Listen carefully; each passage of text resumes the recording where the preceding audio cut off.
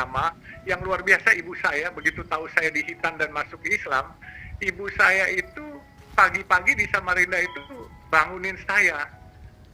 Kamu kan katanya muslim, dia bangunin pagi-pagi itu jam 3. Iya, udah sahur tuh katanya.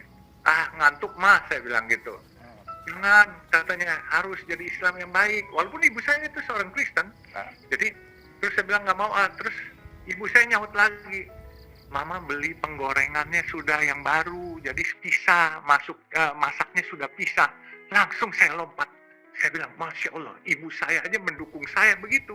Akhirnya saya turun, saya ke bawah, saya makan. Ibu saya sudah penggorengan pisah, dia tunjukin ini penggorengan yang mama beli baru dan nggak ada minyak babinya atau apa.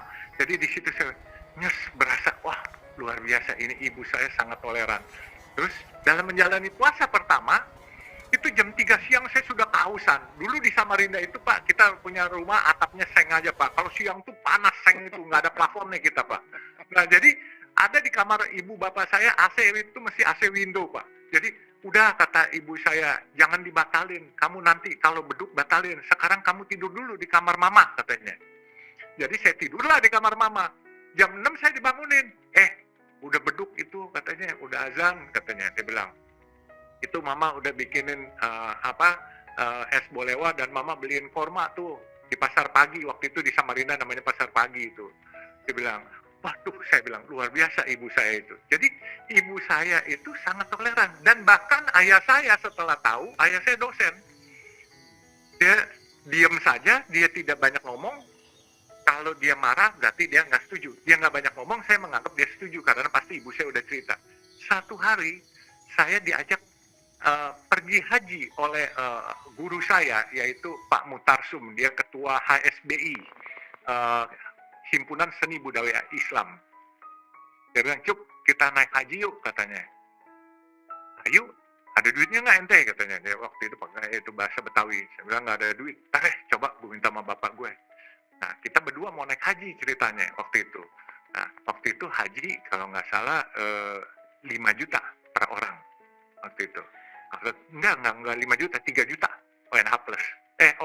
ONH plusnya 5 juta. Saya ambil ONH plus saja waktu itu. Nah, saya berdua itu, saya ngomong sama bapak saya. Saya datang ke ruangan kantor bapak saya lihat nih, anginnya lagi bagus nggak nih, bapak saya lagi marah-marah nggak? Oh enggak. Saya datang, saya bilang, Pak, saya mau ngomong, kita nggak manggil ayah, manggil papa waktu itu. Kenapa? Dia bilang, Papa udah tahu belum saya masuk Islam? Udah, mama sudah cerita katanya. Menurut papa bagaimana? Ya bagus, kalau kamu sudah masuk Islam, jadi Islam yang benar, katanya gitu. Jangan lupa sholat, jalankan. Iya Pak, cuman sekarang ini saya walaupun baru belajar, belum bisa. Saya kepengen berangkat haji. Terus kaget, gimana bisa kamu belum bisa? Ayat-ayatnya, justru saya bawa guru saya Pak, pembimbing. Oh, terus berapa lama? 40 hari deh kira-kira ke sana. Terus apa yang Papa bisa bantu? Dia tanya. Iya Pak, minta duitnya aja Pak. Saya bilang, berapa duit? Saya bilang, ya bawa 5 juta Pak. Saya bilang gitu. Pak Jaya tahu, dulu kan orang tua pakai tas Samsonite Pak, colak gitu Pak. Iya, kolak. Terus ayah saya ambil iya kan? Tas itu, terus dia ambil, dia bukain cek Pak. Dia bukain cek, saya pikir dia kasih saya 5 juta atau 10 juta aja udah alhamdulillah Pak. Itu ceknya saya masih ingat Pak, cek Bank Bumi Daya itu, ya kan? Dia teken, saya dikasih. Waktu saya terima saya kaget Pak, 25 juta. Saya bilang, Pak, ini kebanyakan. Nggak apa-apa, kamu kan berdua. Nanti kalau kamu daripada susah di sana, jadi kamu buat pegangan aja. Ini jadi nanti dipulangin lagi, nggak usah katanya, kamu pakai, yang penting jangan sampai kamu susah di sana. Ya, yang penting pulang kamu jadi anak baik katanya. Karena memang dulu ini saya nakal Pak, suka tawuran, suka apa. Jadi orang tua saya tuh begitu tahu saya beragama, langsung mau saya jadi orang baik gitu. Makanya dikasih 25 juta. Alhamdulillah Pak, duit 25 juta itu selain buat kita berdua di sana, kita bisa banyak bantu orang banyak Pak. Segitu banyak saudara-saudara kita jemaah haji yang dari Indonesia, ada yang susah apa, saya banyak kan beliin air Pak, karena itu di sana panasnya 54 derajat. Jadi kalau kita lagi tawaf atau apa tuh kegiatan ritual ibadah tuh panasnya terik, saya suka guyur air kepala saya. Begitu air diguyur Pak, 5 menit kering Pak, 5 menit kering. Jadi makanya saya banyak bantuin kasih air. Jadi sedekahnya waktu itu air, dan terus akhirnya saya beli beberapa souvenir buat orang tua saya juga. Nah, akhirnya singkat kata mereka menghargai. Bahkan kalau ada pertemuan ritual keluarga, itu saudara-saudara saya, baik orang tua saya, selalu bilang, jangan makan yang itu ada minyak babinya. Selalu diunjukin, yang ini sudah saya pesenin buat kamu Yusuf. Jadi saking tolerannya. Dan sehingga saya juga perlu kasih tahu Pak, saya ini punya mantu, satu mantu saya dari Nusantara, yaitu orang Lahat asli. Yang kedua, dari mancanegara, orang Irak asli Pak. Irak. Jadi saya ini luar biasa dikasih itu luar biasa. Dan mungkin Pak Jaya ini tadi seperti Pak Jaya bilang, saya dipercaya sebagai pengurus besar ketua PBNU salah seorang itu sebenarnya semua rezeki anak soleh. Saya juga nggak tahu Pak, Bapak percaya atau tidak, teman-teman percaya atau tidak, saya ini anak yang tidak sekolah tinggi.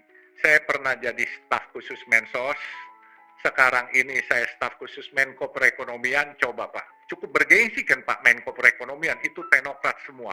Jadi saya yakin Pak, ini bahwa pasti Allah yang gerakkan. Tahu-tahu lagi diam-diam, nggak kepikiran apa-apa, saya sama teman-teman Muhammadiyah baik, teman-teman bekas Front Pembela Islam saya juga baik, sahabat baik, sama teman-teman NU baik. Tahu-tahu pengurusan baru dengan Gus Yahya ini, saya dipilih jadi salah satu orang ketua. Ini suatu apresiasi yang luar biasa menurut saya, karena kita menganggap NU itu dulu itu adalah Gus Dur tokohnya, dan Gus Dur itu tokoh yang sangat toleran, dan NU itu juga ormas yang sangat toleran. Makanya saya bilang saya bisa mendapat kesempatan menjadi pengurus ormas terbaik dan toleran seperti itu. Ini pasti rahasianya dari Tuhan, rezekinya dari Tuhan, dan pasti digerakkan oleh Tuhan. Jadi kira-kira ya lumayan lah Pak Jaya, rezeki anak soleh, anak kampung bisa dapat posisi yang baik, itu pasti ada rahasia Tuhan. Terima kasih Pak. Ini sebetulnya saya masih banyak pertanyaan, tetapi nanti saya dituduh serakah. Ini ada pertanyaan, silakan. Dari Muhammad Fajar.